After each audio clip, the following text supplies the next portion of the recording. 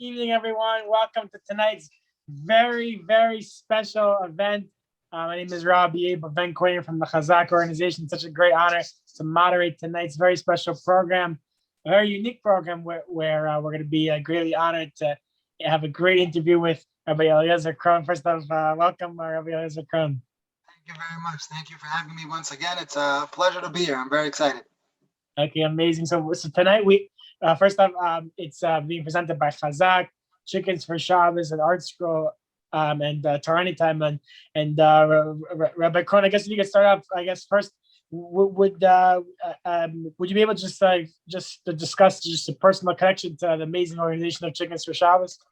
Yes. So I've had the great zchus of speaking on behalf of Chickens for Shabbos in the past, and Chickens for Shabbos, those of you who haven't heard, is an incredible organization, like no other in regards to collecting funds specifically for rebbeim, for people in chinuch, that they have expenses that, really they should be the ones. We've always felt that they should be the ones that get paid the most money, because their job is really the most important. But as we know, unfortunately, it's really not like that, and their paychecks don't necessarily cover the funds for the great expenses that they have, and they have large families many times. So Chickens for Shabbos focuses on the malamdim. They focus on specifically almanos and grushas, widows, and those that are divorced, and they don't necessarily have the income that really they desperately need.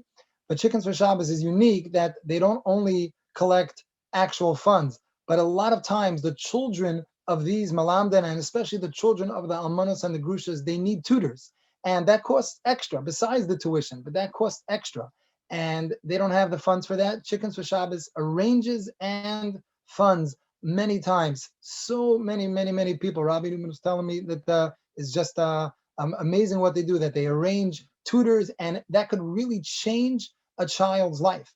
It sets them straight, and it gives them confidence that they're on par with the rest of their class, and it's just incredible. Amazing. So everyone's reminded, definitely support the great work of Chickens for Shabbos. They can continue strong in their amazing work. They have a simple website, very easy to remember. The organization called Chickens for Shabbos. Their website is called chickensforshabbos.com. Chickensforshabbos.com. Everyone should definitely go to it. It's a very amazing website, and everyone should definitely support it.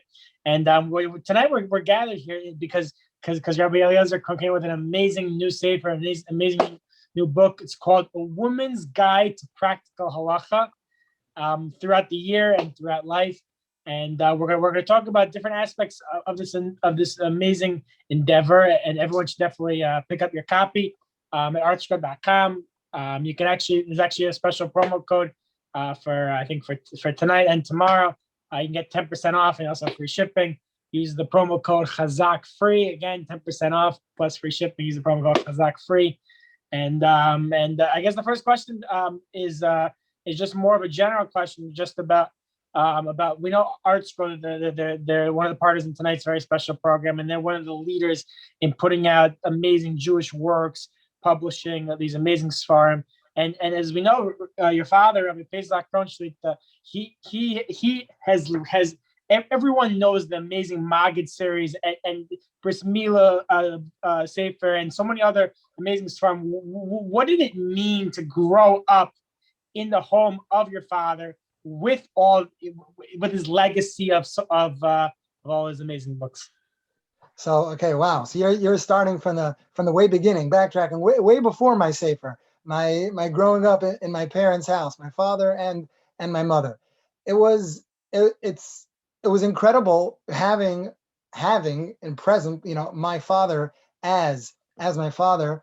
You really touched upon, because we're connecting, to Art Scroll over here. But my father was a phenomenal dad, a phenomenal father at home, a great mechanech, and way before he became very, very famous with the Maggid series, and the Bris Milah Sefer was the first Sefer that he put out for Art Scroll, but he became famous, through the Maggid series. He was a great father, and he would spend time with us, and he raised us. He would learn with us. He would play basketball with us. In those days, I much more appreciated when he played basketball and baseball with me than when he learned with me. It would depend who got to decide what we do. If he got to decide, so then we learned together. If I decided, then we played basketball together.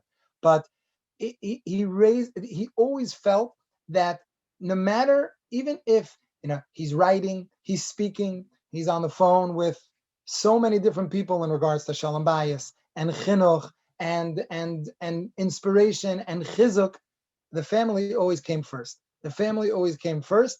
And I'll tell you an amazing story that happened with me that years ago, it was about maybe 10 years ago, 10, 12 years ago. I called my father. I had to speak to him about something. And I always called his cell phone because he's always around traveling, doing brisim and checking babies and speaking. So I don't know if he's home or if he's not home. So I always called the cell phone. So one time I called the cell phone just to speak to him about something. It wasn't so important, but I just needed to talk to him about something. And ends up he was home. He was home. And while I'm talking to him, I hear the home phone ring in the background. And my father said, "Oh, hold on 1 second." He picks up the phone and he comes back on the phone like 20 seconds later. I said, "Oh, who was that?" He said, "Oh, it was someone from Eretz Yisrael. I told him I'll speak to him later." I said, "From Eretz Yisrael, I'll call you back later. We could talk later. It's not so important." He said, No, it's fine. I'll speak to him later. I'm talking to you now." A couple minutes later, the phone rings again. He says, "Oh, hold on 1 second." My father's very busy. And 20 seconds later, he's back on the phone. I said, "Who is that?" He said, "Oh, that was someone from South Africa, but I told him I'll speak to him later." I said, really, you could talk to them.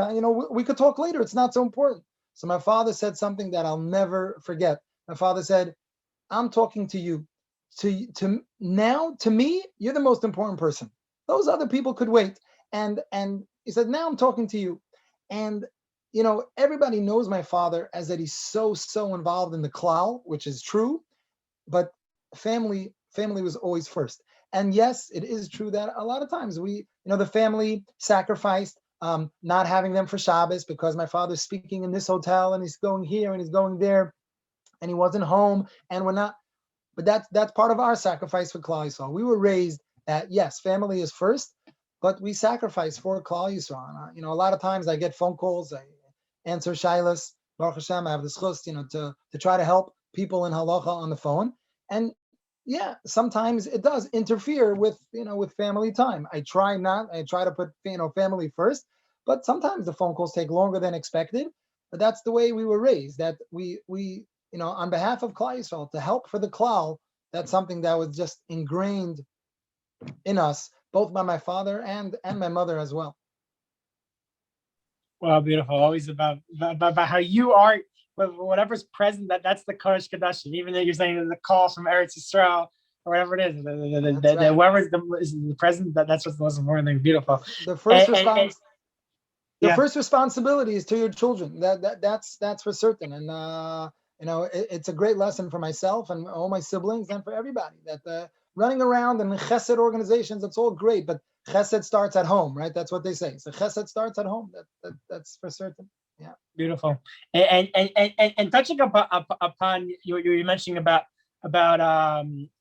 your father's and your mother's amazing work for the cloud. So what gave you the push to put out this amazing work that everyone should get, that they should publish it? Like what was it? Just like it was just a dream, and then okay, I gotta do it now. Like what happened? I didn't dream of the Sefer at first. I've had this chus for 10 years now, teaching girls and teaching married women, and I teach halacha. And I found right away that women, girls, are thirsty for practical, clear halacha. The men, they appreciate that also, but they like the sugya. They like to know, the background and how do we get to the final psak halacha. And sometimes, you learn so much of the Gemara and the Rishonim and the Achronim, and then it falls by the wayside. Okay, so what do you do? Practically, what do you do? What do you do if this happens? What do you do if that happens? But women, many times, they're more practical oriented, and they don't necessarily have to hear all the background. They want to know what to do. Is this allowed? is this not allowed?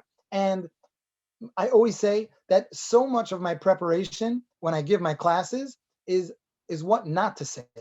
What not to say. Because anyone could really just open up a Mishnah Berurah and just start reading and just teach out of the Mishnah Berurah. But there's a lot of cases in the Mishnah Berurah that are not so common, doesn't come up very often, and it's just going to confuse people, and it's too much. It's too much. So when I was teaching halacha, I saw how the girls and the women, they were thirsty for that. And I was inspired to, put it down on paper, short, concise, practical halacha. Every topic in my sefer, which we'll talk about more, I'm sure, every topic could be a sefer by itself in that topic. But so much of it is not so common, it's not so relevant, and this is the clear bottom line. A lot of times there's a machlokas, but clear bottom line just to guide a woman in the practical halacha of daily life. Amazing. And now to transition forward, that now we'll actually get into the sefer. So it's about as it says on the cover of the sefer about it, that's not it's not just like halacha for like one time of the year, but it's really it's a journey throughout the entire year. So is there some halachas that maybe that differentiate this book from maybe others, or what would you say is the overall flow of the book itself? What would you say? So that's a good question. So I'll answer that with just a little bit of a background. When I spoke to Rabbi Eliezer Krohn in regards to the idea of publishing the sefer, I really had in mind to have a sefer of a halacha a day, of like a short paragraph or two that women could learn day after day, and I would have 365 different passages. And Rav Gedalia told me that that's not a good idea, and he's the expert. He says it's not going to sell. It's not Chafetz Chaim, 2 halachos a day, but other than that, it's not going to be successful. It has to be a halacha sefer that is written in chapter form and going by topics. Another thing, Rabbi Eliezer told me was that you need to have a Rav look it over. He says, nobody knows you just yet. Mitzvah Shem in the future, but nobody knows you yet. You can't just come out with a sefer in Psak Halacha. You have to have a distinguished Rav who's well known, who's able to look it over and give his stamp of approval on it. And he said, and we thought of, my father actually thought of this idea of Rabbi Olbaum, Rabbi Chazaq Olbaum from Queens, from Kew Garden Hills, that I'm sure you are familiar with. And Rabbi Olbaum guided me which topics to do and which topics to cover and which topics not to cover. And Rabbi Olbaum said that there are some topics that are just like a topic by itself, a miktsaya by itself. He says you shouldn't do the lamed tes malachos, you shouldn't do kashrus in the kitchen, you shouldn't do the brachos, the birchas hanenin, about shahakal and hamaitzi and those types of things. It needs to be the halacha that comes up day by day without being a specific topic. So what we worked on and what I decided, and he agreed, was the halachos of when you wake up in the morning. Halachos of tefillah for a woman are very, very important. Halachos of Kriya Shema and Hamapil. We have a whole section of all the Yamim Tovim when it comes to women. Halachos of for the Yamim Tovim, we have Rosh Hashanah and Yom Kippur and Sukkot, specifically halachos that are geared towards women. Chanukah, Purim, Pesach, kashering the kitchen for Pesach is so relevant that the women are involved in halachos of Chol Hamoed, halachos of the 3 weeks. Shabbos, you think, Shabbos, it's all about the lamed tes malachos. There's so much of the positive. Hadlakas neiros, hafrashas challah. I get Baruch Hashem, I get questions on hafrashas challah all the time. How much dough? What happens if I'm only doing half of the batter now and half later? And let's say I how do I burn the challah? Must I burn the challah? I'm splitting it up amongst different families and kiddush, havdalah, malava malka. There's so many different halachos in regards to Shabbos, and then I have like a separate section on just all various halachos but that are real so relevant day to day. When it comes to ribbis, women borrow things amongst neighbors all the time. They borrow, a loaf of bread. They borrow a cup of sugar, and then they return a bigger bag of sugar. And women go to the store. They send on the WhatsApp chat. Anybody need anything in the store? Oh, please get me this. So you lay out $20. How much does it really? You look at the receipt. Really, it was $19.72. So you come back to your neighbor. You give back it was $19.72. Okay, here's $20. You have 28 cents change? No, I don't know. Oh, don't worry about it. Just keep the extra 28 cents. It's not a problem. Wait a second. Is that could be ribbis? That could be interest. So that's a very, very practical question. So I'm not going to tell you what the answer is. You have to get the say. I don't want to tell everybody. You have to get the sefer to see what the answer is. Halachos of Bal Tashchis. Women are in charge.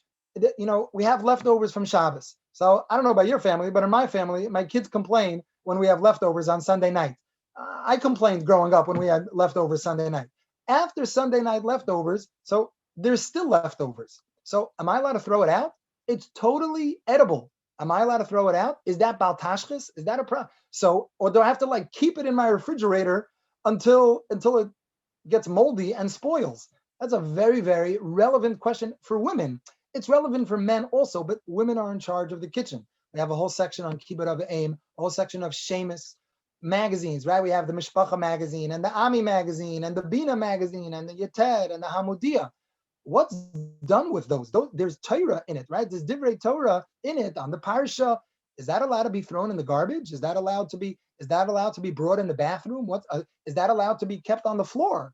Someone might step on it. So these are all relevant questions that are just around the house. I didn't tell you the answer to any of these questions, but so many things that as I learned them myself, I was just fascinated at how much there is that's so relevant. Beautiful. We definitely there's my head is I think we just went around the world in like 80 days.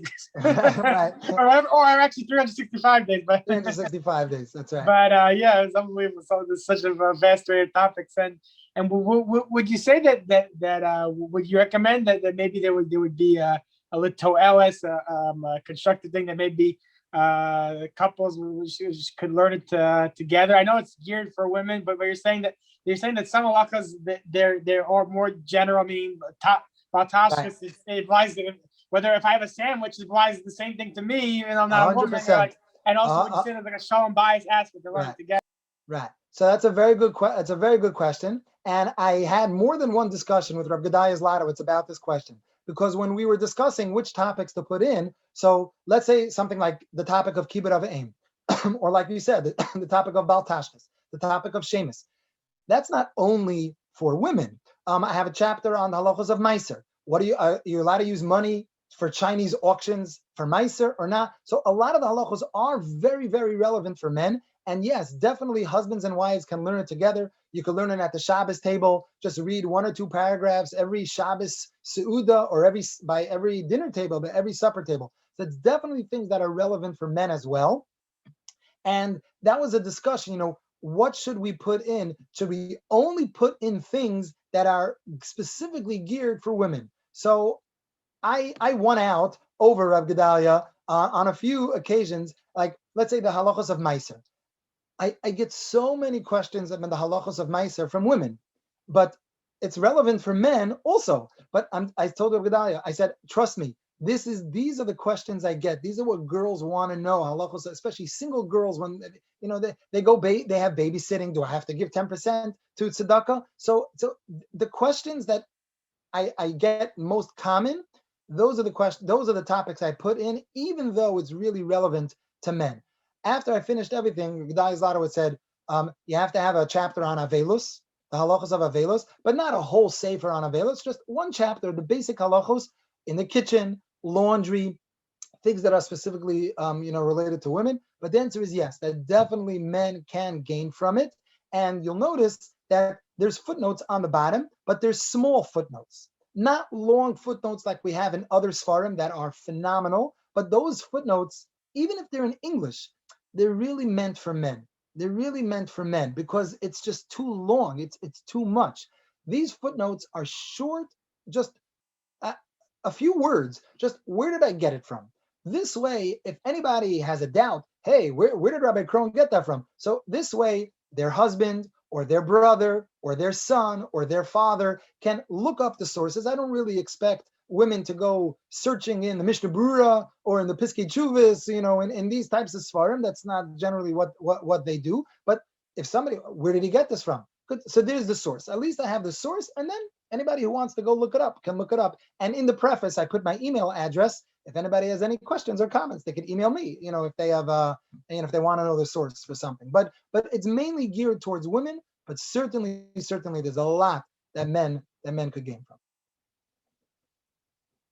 Beautiful. And as you're discussing about so what would you say that there's less of a focus, or I guess I'll say in the positive, is there more of a focus, let's say, like what would you say your approach is? Like, I know you're talking about you're talking about the Jewish laws, the halachas throughout the year. What was your approach, let's say, like in the sugyas of the topics? Like, are you just going like, okay, like straight away, okay, fine, like, oh, when you have with tefillah, okay, fine, you have to do this, you can't do that, whatever, or is it just, or are you giving some background? Are you going the kids are in the background? What's the?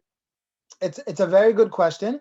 I purposely in the sefer I did not get into the background. I usually did not get into the background. Maybe in one or two occasions when it really made a difference. When I give class in the schools where I teach and to the married women, there I do get into the background, because that's part of giving a class, especially when it's in a school. As a Rebbe, I don't just jump in right away to the practical. But in the Sefer, yes, in the Sefer is just the practical, straightforward. We mentioned about we have the kashering the kitchen for before Pesach. So there's a lot of background, Hagala, Libun, but it's just practical. Tevilas Kalim, right? Tevilin Kalim, when a person buys a new utensil from a non-Jewish store, so it has to go to the Kalim mikvah. So there's a lot of background when it comes to that. But the chapter in my sefer is just straightforward. What needs to have tefillah, what doesn't, what needs a bracha, what doesn't need a bracha, the halachos of chatzitza, taking off the stickers. And it's really, I focus just on the practical with the footnotes, if anybody wants to look into the background. I've said many times, because the sefer took so much work. If I would have known in advance how many hours it would take me and how much time I spent on the sefer, I never would have written the sefer. There's no way I would have written the sefer if I would have known how many hours of my time it would take up. But then I always add that, and therefore I'm happy that I did not know how many hours it was going to take, because I never would have done it. But of course, now that I did it, I'm so happy. I'm running on adrenaline. Today I went to Art Scroll, to pick up a few boxes, and I made a shechiyanu, and my father was on the phone, and he said amen. And one of the sponsors of the sefer was on my phone, and somebody else, and we had two phones there, and they said amen to the shechiyanu. And I have a chapter on the halachos of saying amen. Are you allowed to say amen over the telephone? So, now I told you the answer, that we paskin, the answer is yes, but that's also such relevant halachos.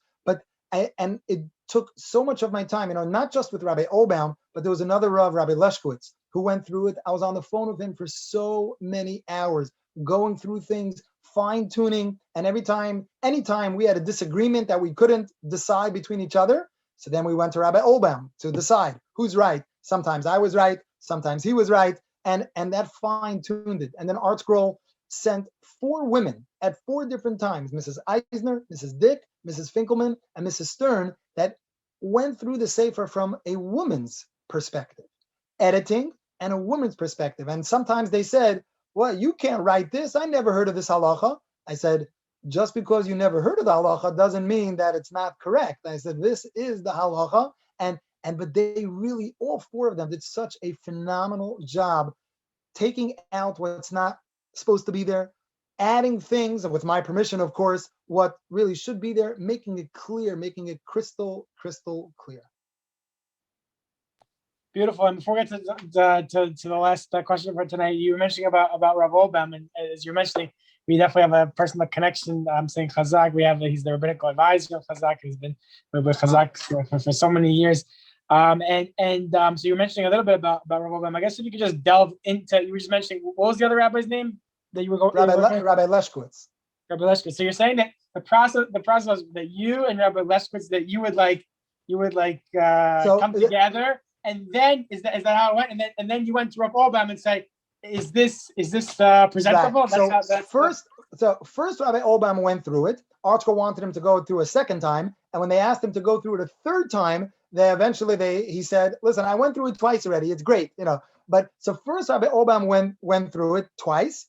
Then they had Rabbi Leshkowitz go through it, and there was a little bit of a different job. Rabbi Leshkowitz was really tearing it apart and looking up all the sources that was necessary. And he came back to me and he said, okay, we have to talk on the phone. I was on the phone with Rabbi Leshkowitz for many, many, many, many hours.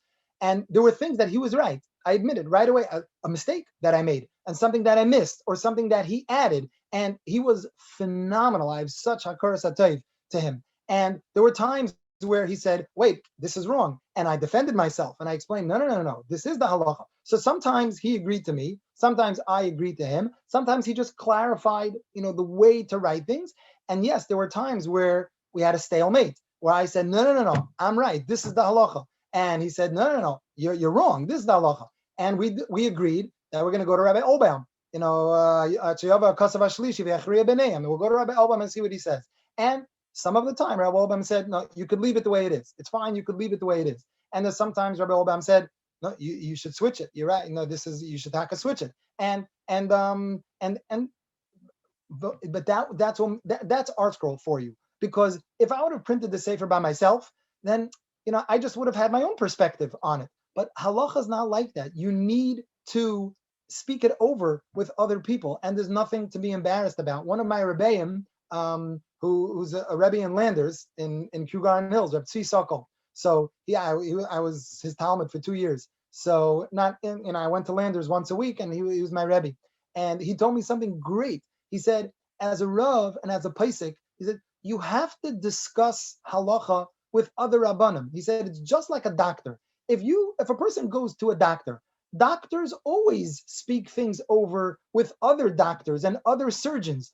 Maybe they have another idea. Maybe they have a better idea. They get advice from them. That doesn't mean that they're a bad doctor. That means they're a good doctor, that they're not embarrassed and, they're not too haughty to talk it over with others. He says a Rav also has to do that. You don't have to know everything all by yourself. You have to go and Art Scroll gave me, Rabbi Obam and Rabbi Leshkowitz, and they were phenomenal. They were mamish phenomenal. Amazing. And I guess if maybe we could just to wrap us up for tonight, would you be able to just maybe an idea, maybe something that we didn't speak about, or something that either from the sefer or maybe just from halachas, just okay, that we should touch upon over here? I'll give you two examples that in my sefer, and Bez Hashem, anyone who buys it, you'll see it in the sefer, that are so important because it's halachos that a lot of people don't realize. Number one, a woman, again, it's in the chapter for tefillah for women. So the brachos of Kriya Shema. What are the brachos of Kriya Shema? Which means after Yishtabach in the morning tefillah, there's a Yotzer Ar and Avarabba. Those brachos and the bracha after Kriya Shema, right? Baruch Hashem Gal Yisrael. So women are not obligated to recite those brachos. They can, and they're encouraged to recite those brachos, but they're not obligated because it's only at a set time. So if it's only at a set time, the mitzvah saseh shazman grama, so they're not obligated to recite those brachos. What happens, and this happens very often, you have a girl, she's in high school, it's a Sunday morning, she sleeps late, she doesn't have school on Sunday, and she wakes up late, and she davens after Zman Tefillah, which means after 4 hours into the day. Do you know that many poskim, the Chazon Ish, Reb Chaim Kanevsky, Reb Vosner, Reb Shlomo Zalman Auerbach, they say that after 4 hours into the day, a girl should not say those brachos of Kriya Shema. They should skip it.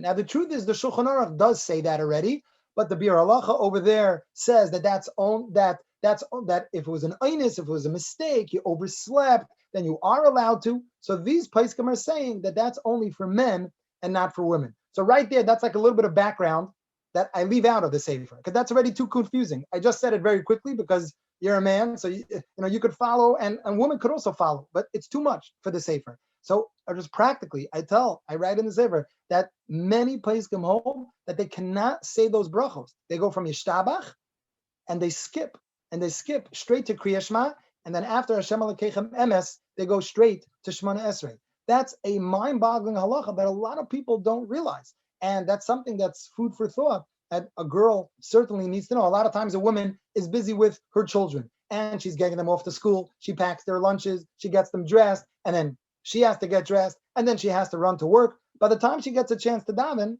it could be after Zman Tefillah. It's a very, very important halacha to know in regards to Hilchos Tefillah. Besides everything in Hilchos Tefillah, are they obligated to daven Musaf? Are they obligated to daven Mincha and Ma'ariv and Hallel and all those types of halachas? That's just one halacha that I felt was such an eye opener in the sefer. Another halacha that I spent hours on, just 2 lines in the sefer, hours and hours and hours, and anybody who reads it, maybe you'll appreciate it now. What happens? We know that when a person wakes up in the morning, they have to wash negelvasser, right? They wash netilat yadayim, right, left, to get rid of the ruach ra, the spiritual impurity on their hands. So what happens if somebody wakes up in the middle of the night, 2 o'clock in the morning, and they use the bathroom? It happens to a lot of people all the time. It happens very often. 2 o'clock in the morning, you go to the bathroom, and then you go back to sleep. When you wash your hands, you have to say Ashiyatzar. You have to say the bracha of Ashiyatzar 2 o'clock in the morning. Do you have to wash negelvasser before you do that? Now you have to wash your hands, but can you just open up the faucet and wash your hands? Do we say that, listen, it's in the middle of the night, you have to wash netilat yadayim with a cup on the right, left, or do we say that no, you don't have to do that until the morning. Once you wake up in the morning, you're up for the day, then you have to wash netilat yadayim. But in the middle of the night, you don't have to. Just open up the faucet like regular. That's a great question. And that happens to people all the time. There's some people that just like sleep straight through the night. My kids do that. They just sleep straight through the night. A lot of times people wake up in the middle. That is a halacha that, believe it or not, is unclear. The Sfarim write that it's unclear what Reb Shlomo Zalman Auerbach's opinion is on the matter. And I discussed this with Rabbi Olbaum, what exactly to write in such a case. These are halachos that people don't necessarily think of. You go through the day, and there's so many things that we just do by rote. And even if we one time learned these halachot, but we don't pay attention to it as often perhaps as we should. And so much of this sefer, I wrote in the preface that this sefer is not making it that you never have to call a rabbi and ask a question. You're supposed to continue to call your Rav, call your rabbi, and ask halacha questions. We encourage that, whoever your rabbi is. But at least to get us thinking, at least at the very least, to get us thinking of these halachos of what am I supposed to do, what am I not supposed to do? Can I do something different in tough situations? This is how we lead. This is how we run our life. We're always supposed to be thinking of HaKadosh Baruch Hu. And the way we think of HaKadosh Baruch Hu, and we're busy. We're busy with work. We're busy with our family. We're busy sleeping. We're busy eating. Everybody's busy. But we have to find time for Hashem in our lives, in our busy lives as well. And the way we do that is halacha. Because halacha governs from the moment we wake up until the moment we go to sleep, and the entire time. And that's what draws me so much to halacha. That to be able to think of HaKadosh Baruch Hu all day long, because you want to make sure that you follow the correct halacha. Amazing. And I just have one quick question, just a practical question about the practical sefer. Would you say that sometimes you just want to open up the sefer, you want to open up whether it's an inspirational book, halacha book, and you just want to sit there for a whole Shabbos, and you just want to go through the whole thing from cover to cover. And sometimes you don't want to do that. So what would you say a practical, once everyone gets this from me, is there how practically should they go through? What would you recommend? Should So you that's just a do good one question. one sitting, or should we do it like you said in the beginning, and we should just do it? We should do one halacha like 365 days. I think the Gemara in Avodah Zarah, I think it's Daf Yutes, says that ein adam loimed ela b'makam shalibay chayfetz, that a person can learn what they're interested in. They want to learn what they're excited to learn. If you're not in the mood of learning that particular topic, then don't learn that topic. Learn something else. So there's some people that they want to start from page 1. That's what keeps them focused from page 1. There's some people that they don't want to do. They're not interested. Page 1, from the beginning, it starts with halachas of waking up in the morning. I don't know. I'm interested right now in learning the halachos of tevilas kalim, or of kibbut av aim, or ribis. So whatever a person is interested in that moment. And I think the beauty of the setup, like Rav Gedai Zlato had said, is it could be done in either way. You could just open up a chapter. It's very organized in each chapter separately, and you could just open up there's some chapters that are only a few pages, and you could just open it up and read everything that we have to say about that particular topic. But it could also be done from the beginning, straight. And it might be good to do both.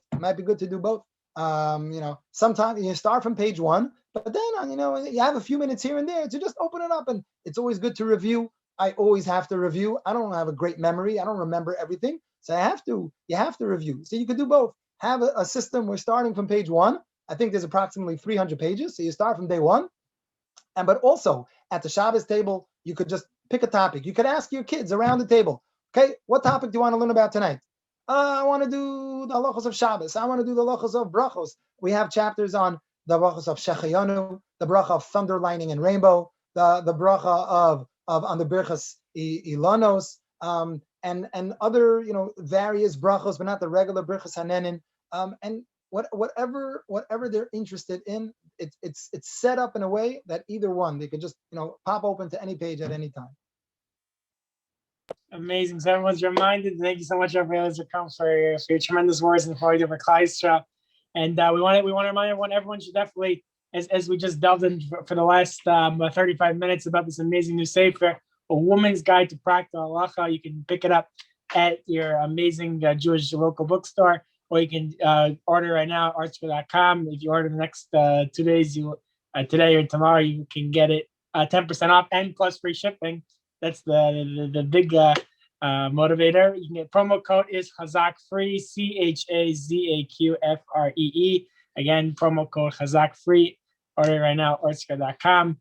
And thank you so much, Rabbi Eliezer Krohn, for taking your time and for dedicating, as you mentioned, hundreds of hours, I would say, if that's an accurate statement. Thousands. I'm not exaggerating. Thousands and thousands. But it was well worth it. Baruch Hashem. Baruch Hashem. Everything was siyata d'shmaya. Beautiful. Thank you so much. Thank you so much. Have a good night. It's a pleasure. Thank you.